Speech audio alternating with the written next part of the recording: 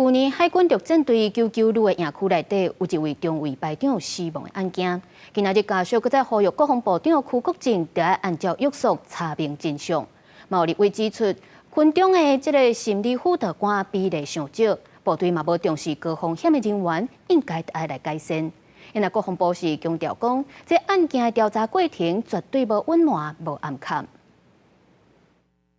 国政邱部长给我的承诺，他说他会给我个真相，但是到现在无声无息。我一个这么好、这么乖巧、这么孝顺的儿子，这个手提因后生相片的负责人是海军陆战队99旅4地中尉排长因老母。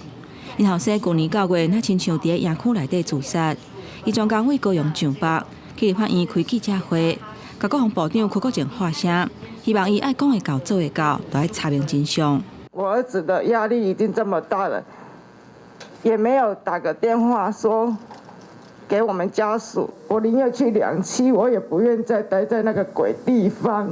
结果就让我儿子在那边白给他们这样子凌虐致死，没办法原谅我自己。还没有侦查结束，手机没有办法还给你。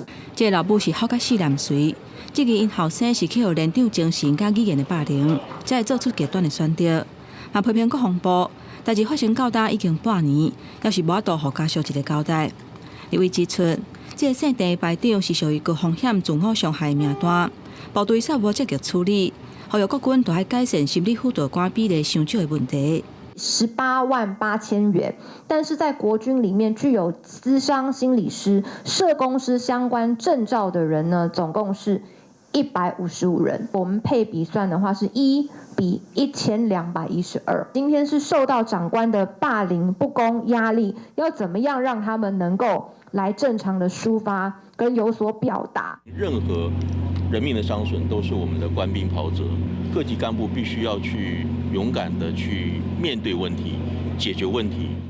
国防部回应讲，对官兵受伤甲受伤害拢感觉真遗憾，会要求各级干部勇敢面对解决问题，禁止在调查的过程当中有任何的欺骗甲暗坎。记者综合报道。